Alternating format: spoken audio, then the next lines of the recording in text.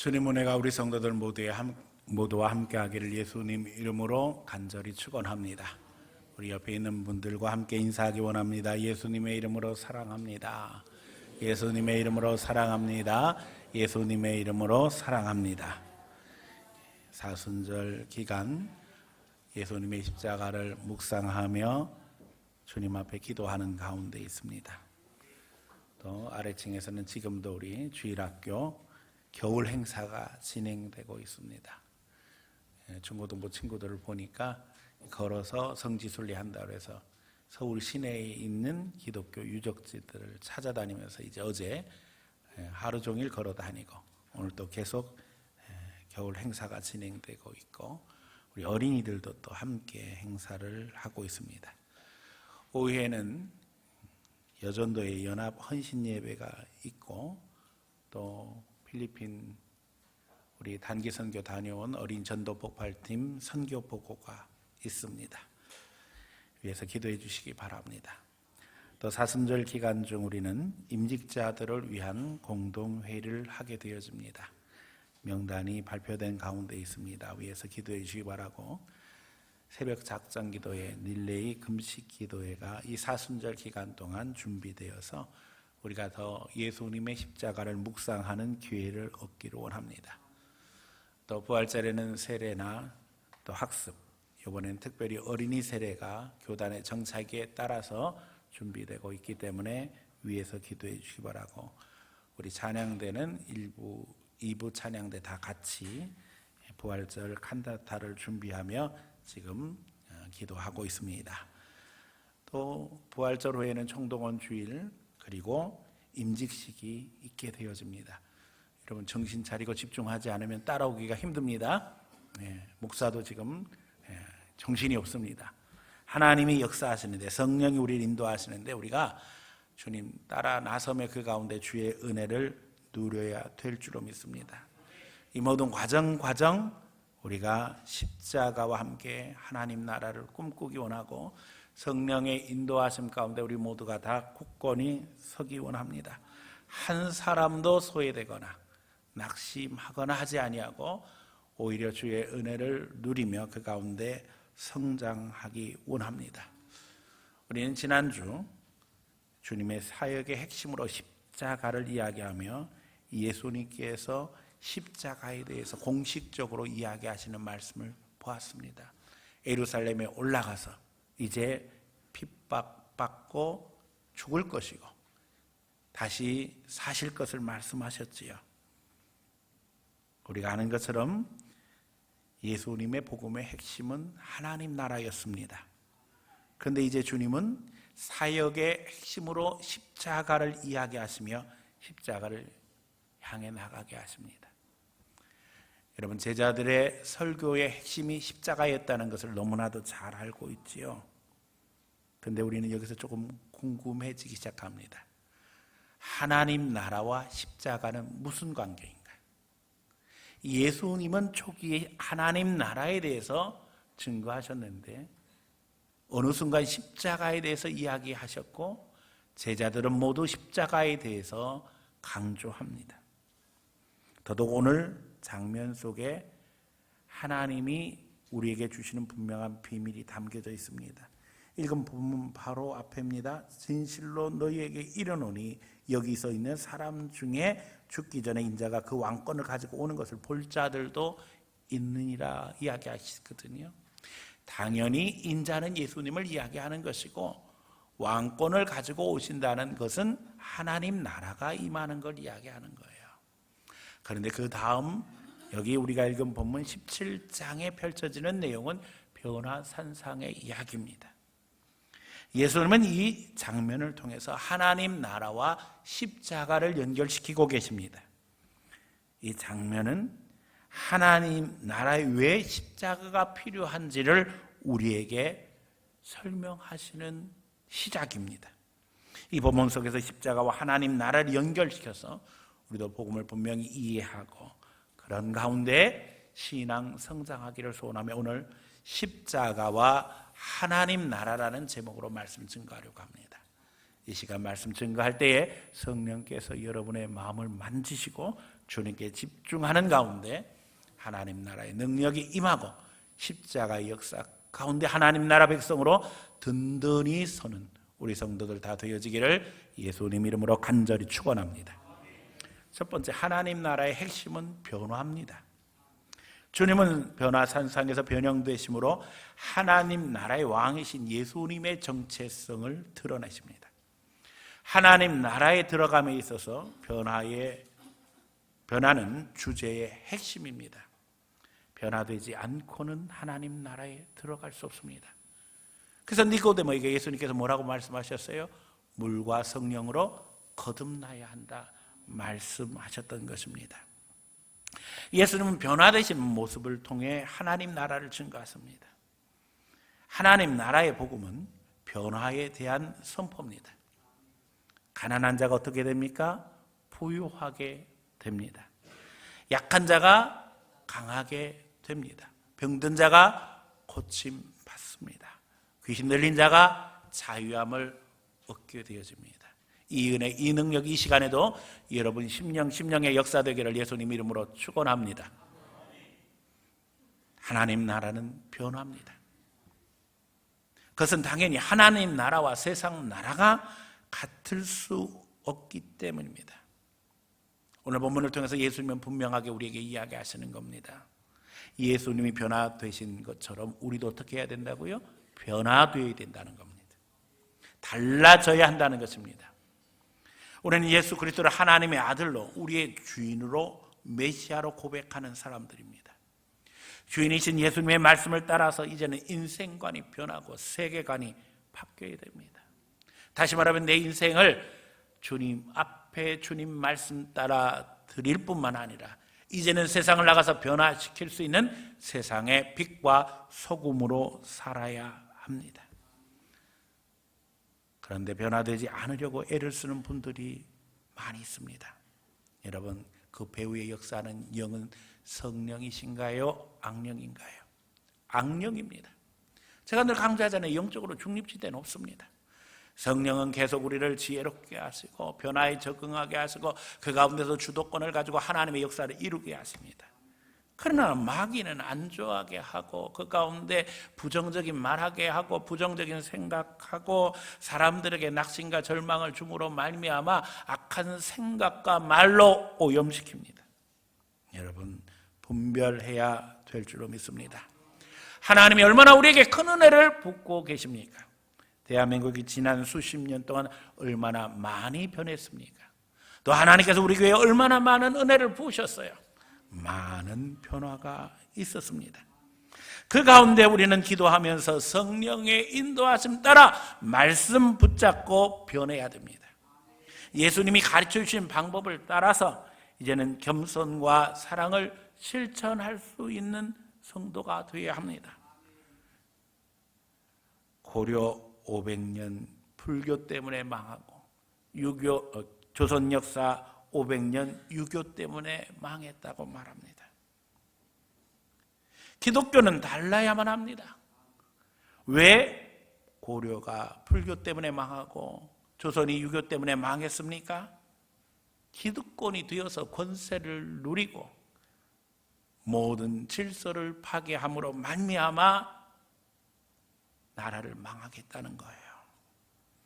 기독교는 절대 기득권이 되어서는 안 됩니다. 예수님 말씀 따라 낮아지고 겸손한 가운데 섬기는 모습으로 우리가 살아가지 않으면 하나님의 영광 가리게 된다는 거 잊어버리지 말아야 됩니다. 마귀는 우리를 조종해서 우리가 기득권을 갖게 하고 권세 부리게 하고 다른 사람들에게 영향력을 행사하게 하려고 하지만 그러나 그것은 주님의 방법이 아닙니다. 우리가 교회 안에서부터 달라져야만 합니다. 내 마음이 달라지고 내 말이 달라지고 내 행동이 달라지고 주님의 사랑으로 주위의 사람들과 교제할 수 있어야 됩니다. 100명일 때 장로님, 권사님들의 그릇과 500명 된 우리 교회의 직분자 그릇이 달라져야 합니다. 전에는 100명 섬길 수 있어야 되는데 이제는 500명 섬길 수 있어야 됩니다. 더 변화돼서 이제 1000명도 섬길 수 있고 2000명도 섬길 수 있어야지만 하나님의 축복의 그릇이 될 수 있는 겁니다. 대접받고 자리나 지키려고 해서는 안 됩니다. 예수님이 가르쳐 주신 그대로 겸손한 마음으로 섬기고 헌신할 때, 다른 이들을 배려하고 영혼을 위해 축복하고 사랑할 때 존경받는 성도가 되며 명예로운 직분자가 될 수 있는 것입니다. 부정적인 말만 하면 부정적 존재가 될 수뿐이 없는 게 인생의 현실입니다. 그리스도의 거룩한 축복의 통로가 되어져서 사랑하고 격려하고 배려하고 이해하고 감싸주고, 그 가운데 그리스도의 사랑을 실천할 때 성령님이 우리를 통해서 역사하시는 겁니다. 우리가 변화되어야 됩니다. 변화될 때 하나님이 나를 통해서 변화의 역사를 이루어 가시는 것입니다. 우리가 그리스도의 지체라는 것을 알고 이제는 예수님을 본받아 변화될 때 그리스도의 지체로서의 능력이 나타납니다. 하나님 나라가 임하게 되어지는 것입니다. 그래서 예수님께서 말씀 전하실 때에 병든 자가 고침받고 약한 자가 강하게 되어지고 귀신의 세력이 내쫓김으로 말미암아 자유의 은혜가 임했던 것처럼, 우리가 예수 정신으로 무장하고 십자가 붙잡을 때 거기에 성령의 능력이 함께 하시고 치유와 회복이 있게 된다는 것 늘 기억하심으로 말미암아 오늘 나를 통해서 역사하시고 나를 통해 응답의 역사로, 사랑의 역사로 이루시기 원하시는 성령의 인도하심 가운데 분명히 세워지는 귀한 성도들 다 되어지기를 예수님 이름으로 간절히 축원합니다. 두 번째, 변화의 핵심은 성결입니다. 거룩함입니다. 오늘 보면 예수님께서 어떻게 제자들에게 보이셨어요? 그들 앞에서 변형되사 얼굴이 해같이 빛나고 옷이 빛과 같이 휘어졌더라 말씀하십니다. 하나님의 백성이 된 오늘 우리에게 거룩함, 성결은 너무나도 분명한 요구입니다. 하나님께서 이스라엘 백성들이 애굽에서 종로를 탈 때 그들을 불러내시는데 그들에게 분명히 이야기하시죠. 내가 거룩하니 너희도 거룩하라. 성경의 거룩과 성결은 같은 의미입니다. 하나님 나라에 들어갈 하나님의 백성이 거룩해야 한다는 것은 너무나도 당연한 거지요. 그래서 구약에서는 출애굽 후에 속죄 제사가 가장 중요한 예배의 원리가 되었습니다. 예배의 원리 중에 핵심이 뭐라고요? 속죄였어요. 죄를 속함받고 하나님 앞에 의로운 백성, 떳떳한 백성으로 세워져야지만 하나님이 세우신 하나님 나라 백성으로 하나님의 능력을, 하나님의 역사를 증거할 수 있다는 겁니다.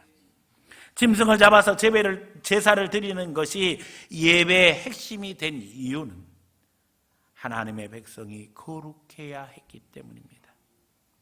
그래서 그들은 먹는 것도 다르고 입는 것도 다르고 농사 짓는 것도 달라야 됐어요.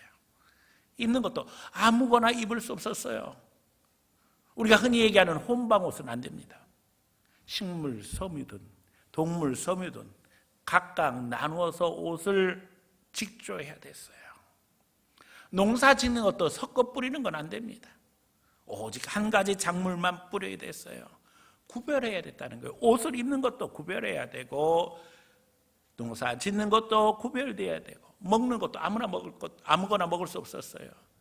우리가 아는 것처럼 짐승을 먹을 때도 쪽발나는 거, 되새김질 하는 것만 먹을 수 있고요. 생선을 먹을 때도 아가미로 숨쉬고 비늘 있는 것만 먹을 수 있었어요. 본래 구약 성경의 거룩하다는 뜻은 카도시인데 이 카도시의 어원은 구별되었다는 거예요. 구별됨을 늘 생활에 실천함으로 말미암아 하나님의 백성됨을 드러내고 이방인들과는 다른 존재라는 것을 먹을 때도 입을 때도 농사 지을 때도 생활할 때도 늘 기억함으로 말미암아 하나님 백성으로서의 정체성을 분명하게 하셨던 겁니다. 사도 바울이 우리에게 뭐라고 가르쳤어요? 먹든지 마시든지 무엇을 하든지 하나님의 영광 위에 살아라는 거예요. 주의 영광 위에 살아라는 겁니다. 자, 그런데 이제 예수님의 제자로 하나님 나라의 주역이 되어야 할 우리의 형편은 어떻습니까? 하나님 나라에 들어가야 하는데, 하나님 나라 백성으로 세워졌는데 죄인이라면, 여러분, 하나님 나라가 하나님 나라로 굳건히 설 수 있겠어요? 상상도 할 수 없죠. 죄인으로 가득 찬 하나님 나라 앞뒤가 안 맞잖아요. 그래서 거룩해야 된다는 겁니다. 성결해야 된다는 것입니다. 우리는 여기서 천국의 비밀을 너무나도 잘 알고 있습니다.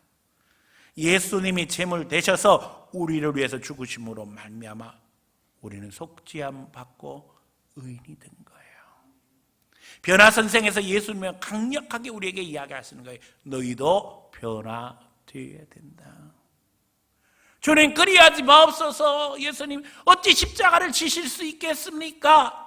베드로가 이야기할 때 주님은 사탄아 물러가라 하셨지요. 여러분, 주님은 우리에게 요구하시는 거예요. 변화되어야 한다.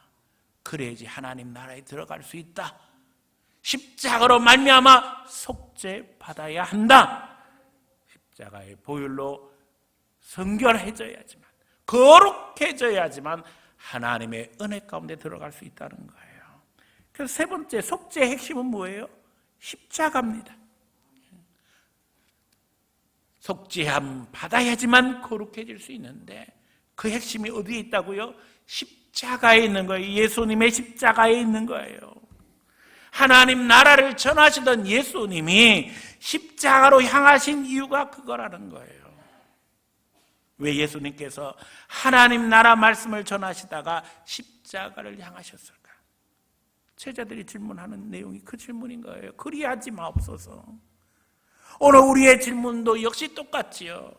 예수 믿으면 병도 낫는다고 그러고, 예수 믿으면 부자 된다고 그러고, 예수 믿으면 하나님이 권세도 주신다고 해서 예수 믿었는데, 여러분, 십자가를 져야 한다고 하니 두렵고 떨리기 그지없습니다. 그러나 우리가 하나님 나라 들어가려면, 하나님 백성으로 살려면 속죄의 은혜 속에 먼저 들어가야 한다는 거예요. 이스라엘 백성들이 종으로 살 때 하나님께서 애굽에서 10가지 재앙을 통해서 애굽의 종교를 심판하시고 거기서 이스라엘 백성들을 건져내셨습니다. 그 10가지 재앙 모두가 다 애굽 종교가 무효함을 드러내시는 증거가 되었어요. 심지어는 그들이 나일강을 섬기니 하나님께서 그 물을 못 먹게 하시잖아요. 다 피가 되게 하셨어요. 심지어는 날아다니는 파리를 우상으로 섬겼다니까요. 그리고 결국에는 그들이 최고의 신으로 섬겼던 태양신 나가 얼굴을 드러내지 않으니까는 흑암에 다 덮이게 되었어요.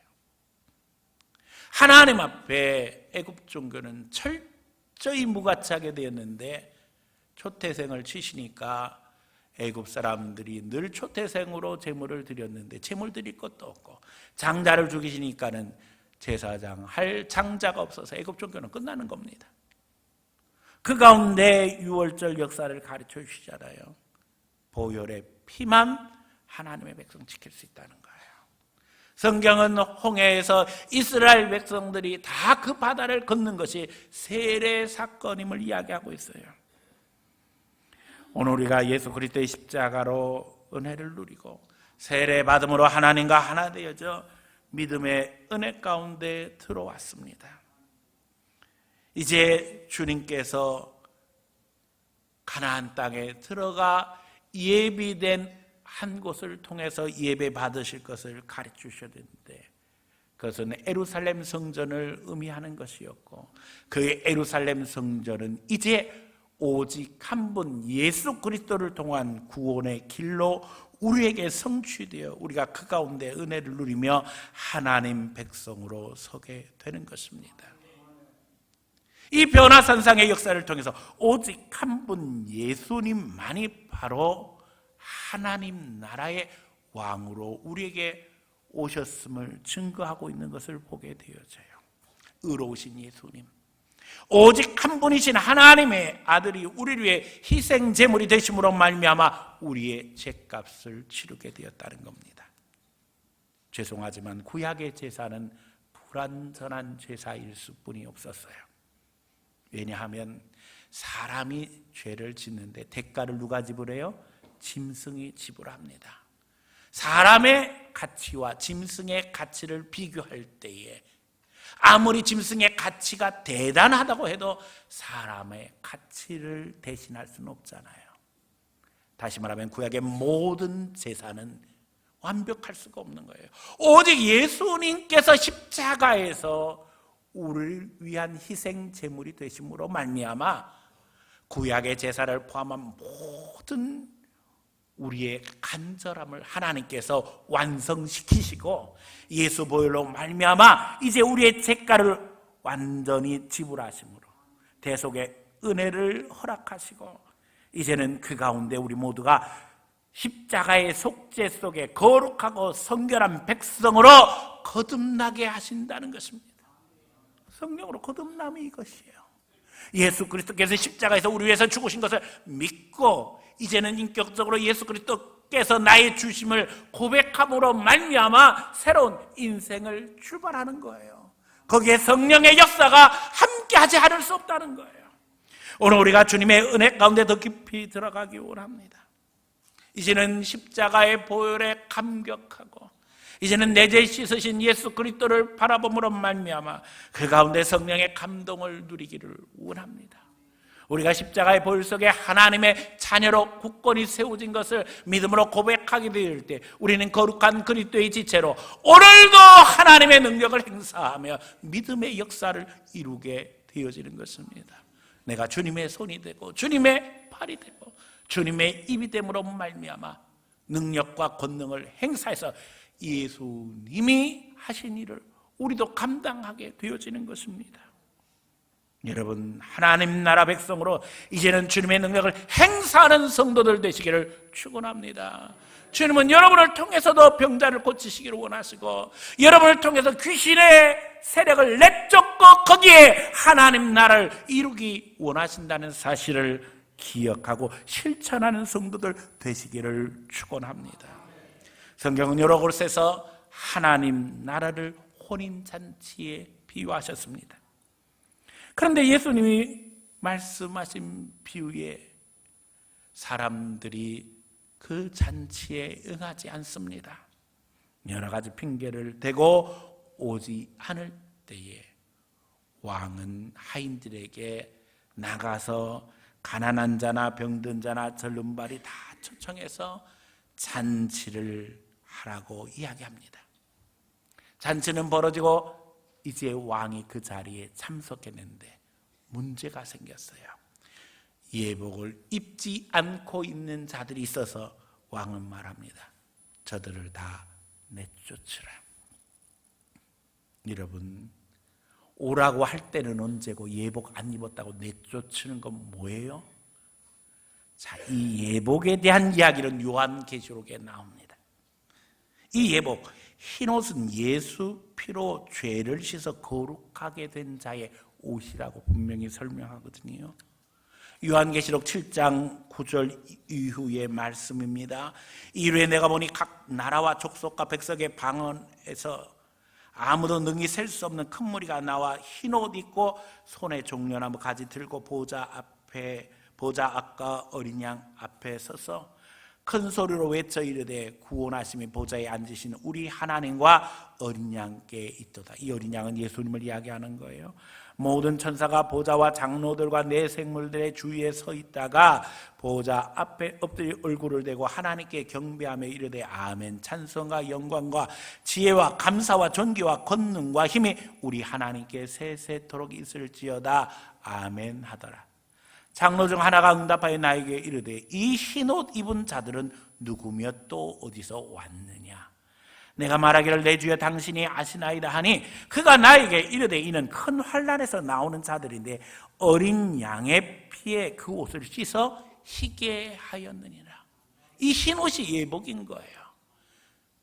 고대 이스라엘은요 혼인잔치에 초청할 때에 혼인잔치에 입고 오라고 예복을 보낸답니다. 그럼 그 보낸 예복은 어디다 놔두고 예복 잊지 않고 잔치에 왔을까요? 너무나도 이상하잖아요.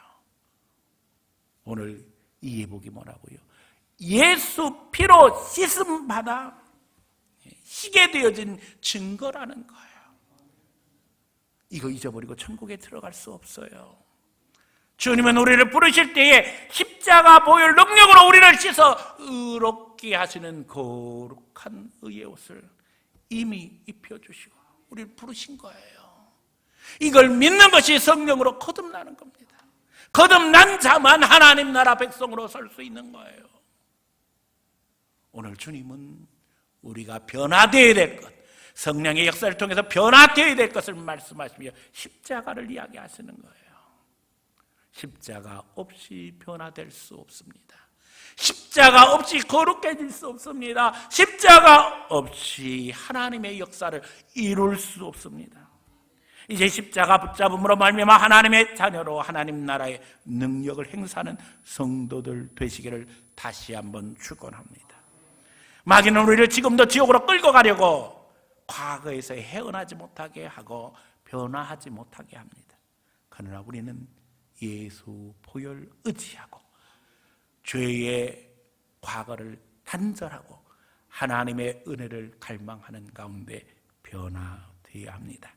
사순절 기간 그리스도의 십자가를 더욱 묵상하며 하나님 나라를 묵상하며 성령께서 인도하시는 대로 주님이 원하시는 것이 무엇인가 늘 여쭤보는 가운데 변화를 시도하고 변화를 실천하며 그 가운데 예수 그리스도의 능력을 행사하는 귀한 성도들이 다 되어지기를 예수님 이름으로 간절히 축원합니다.